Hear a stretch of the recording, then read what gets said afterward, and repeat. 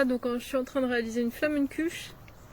Et donc on voit la partie qui est à l'arrière brûle plus facilement, grille plus facilement. Donc c'est tout l'intérêt du bouton tourner. Donc voilà, tourner, donc on peut tourner comme ça, alors on va voir, hop, voilà, comme ça on va pouvoir tourner au fur et à mesure que la cuisson se fait. C'est hyper rapide, hein, comparé au four, très très très rapide. Alors on va voir ce que ça donne, est-ce que c'est adapté pour autre chose que la pizza. Parce que finalement c'est vrai qu'entre le lardon et le jambon, c'est pas tout à fait le même temps de cuisson. Voilà, ça frétille derrière là. Je sais pas si on peut le voir. Non, je pense pas qu'on le voit. Donc l'installation, donc c'est assez balèze, c'est lourd aussi. Et l'installation, alors il a fallu racheter ça, il a fallu acheter ça, on en a eu pour plus de 100 € pour la mise en route. Mais c'est assez simple en fait. On actionne ici pour libérer le gaz, ça prend feu et à l'intérieur sur le fond, donc la flamme est tout au fond et ça revient comme ça vers l'avant et devant là c'est de la céramique.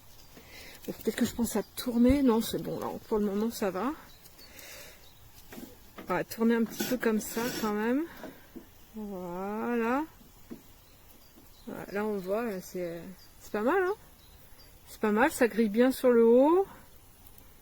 Alors je pense qu'il vaut mieux la garder un petit peu plus en avant. Moi comme elle n'était pas bien grande, je l'ai mise bien au fond et je regrette peut-être un peu de l'avoir mise au fond. En tout cas la pâte épaissit bien. Alors je précise une pâte sans gluten, donc c'est pas facile de bien le faire sur une pâte comme ça. Donc on va voir si ça fonctionne. Si ça fonctionne comme ça doit être merveilleux sur une vraie pizza. Hein.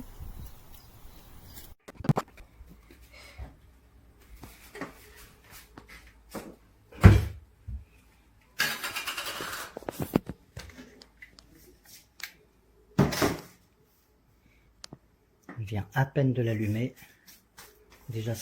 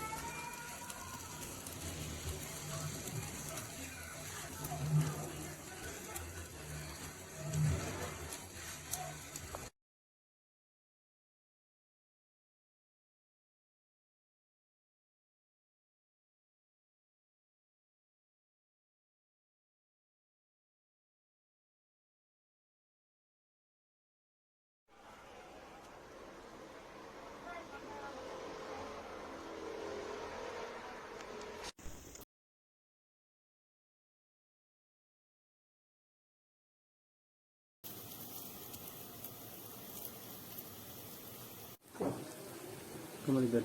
Oui. Incroyable.